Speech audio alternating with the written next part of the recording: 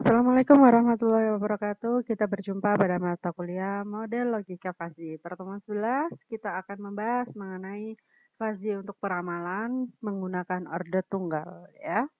Nah, video bagian kedua ini adalah membahas mengenai metode-metode fuzzy orde tunggal, yaitu Chen, Yu, Li, sama Cheng. Untuk algoritma Chen, yang pertama adalah mendefinisikan himpunan sampel U, awal dan akhirnya berapa, nilainya, range datanya, dan interval sebagai gambaran aturan. U dapat dibagi menjadi beberapa bagian dengan panjang interval yang sama. Yang kedua adalah mendefinisikan himpunan fuzzy berdasarkan himpunan sampel dan menghitung fuzzy dari data. Untuk yang ketiga, jadi nanti yang kedua itu adalah hasil AA-nya berapa, dia kelompok 1, kelompok 2, dan seterusnya. Untuk yang ketiga, mengamati fuzzy sesuai dengan aturan. Jadi di sini nanti kita akan membuat aturannya, jadi kita harus mengamati terlebih dahulu. Nah, yang langkah keempat, FLR, Fuzzy Logical Relationship, itu dibuat berdasarkan waktunya. Contohnya, nanti kita tahu bahwa hasil dari FT-1 itu adalah yang ini dan FT-nya adalah yang ini. Berarti nanti kita bisa mengambil bahwa FLR-nya, FLRG, jadi grup, itu adalah semua yang ada di sini ditulis kembali tanpa ada melihat pengulangan ataupun urutannya. Sehingga di sini kita tahu ada A1, A2, dan A3. Berarti di sini kita tinggal tulis aja A1, A2, dan A3. Untuk untuk langkah yang kelima adalah meramalkan. Jika FT-1 sama dengan AI, maka nilai ramalan harus sesuai dengan beberapa aturan. Yang pertama adalah kalau misalkan dia tidak ada ya, tidak ada AI, berarti nanti FT-nya adalah AI itu sendiri. Kemudian jika hanya terdapat satu, berarti ya sudah bahwa FT-nya adalah AJ ya. Di sini hanya satu yaitu AI ke AJ, berarti nanti FT-nya AJ. Kalau ada banyak, ada J1, J2 sampai dengan JK, berarti FT-nya J1, J2 sampai dengan JK.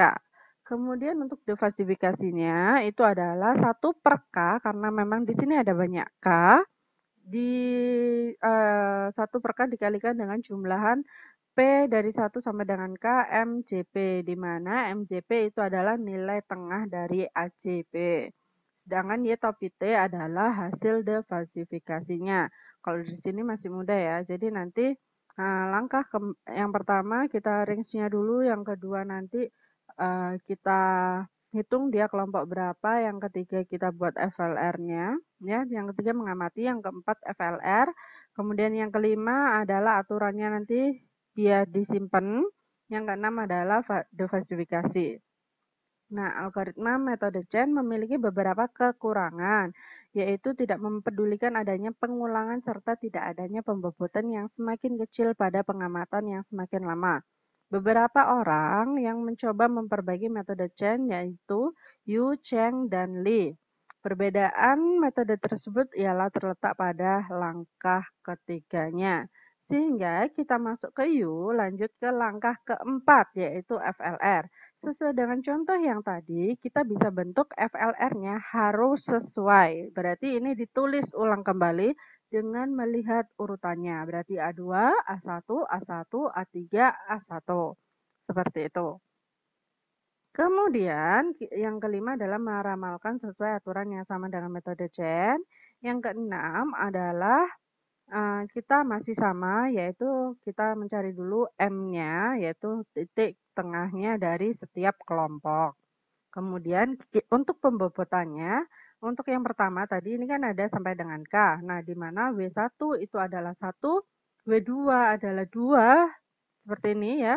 W3 adalah 3 dan seterusnya, berarti WK adalah K, di mana bobotnya matrik pembobot itu nanti adalah ini yang 1, 2 tadi dibagikan dengan banyaknya, berarti penjumlahan. Misalkan ada K, berarti di sini 1 per 1 plus 2 plus 3 plus 4 sampai dengan plus K.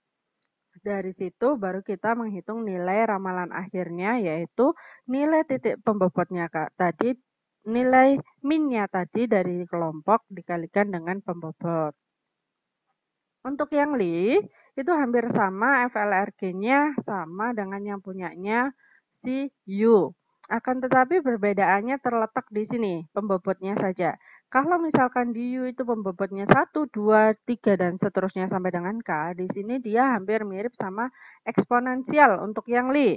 Nah, berarti ini 1, ini C, kemudian C pangkat berapa, kemudian ini K sampai dengan C pangkat K minus 1. Jadi C pangkat I min 1 yang dibuat untuk pembobotnya, baru nanti dijumlahkan. Untuk menghitung nilai akhirnya pun juga sama. Untuk yang Cheng di sini agak berbeda ya, FLRG-nya masih ketemunya seperti ini, tapi kita harus lihat bahwa untuk yang W-nya ini adalah W1, berarti isinya adalah 1, di mana dia adalah A2 yang pertama, seperti itu. Untuk yang ini berarti A1 muncul yang pertama, kemudian W3-nya ini A1 muncul yang kedua, sehingga W3-nya sama dengan 2. Untuk yang W4 itu 1 karena A3-nya muncul yang pertama dan W5-nya adalah 3 karena A1 yang muncul ketiga. Sehingga matrik pembobotnya adalah 1, 1, 2, 1, 3. Setelah itu kita menghitung pembobot standarnya dibagi dengan totalnya. Kemudian kita hitung sesuai dengan ramalan yaitu LDF dikalikan pembobotnya ya. Jadi di sini adalah LDF itu adalah matrik diversifikasinya tadi dikalikan dengan pembobotnya. Contohnya tadi jadi MM-nya dikalikan dengan bobotnya yang sesuai. Yang ketujuh adalah menghitung nilai ramalan adaptif. Jadi di sini untuk yang Cheng ada adaptifnya karena dia ada parameter pembobot alfa. Sehingga tadi sudah ketemu adalah Y topi T-1 ketemu juga FT-nya, baru nanti dia harus dikurangkan dengan YT-1-nya. Oke, sekian dulu untuk metode fuzzy order tunggal. Jangan lupa like dan juga subscribe. Bye-bye.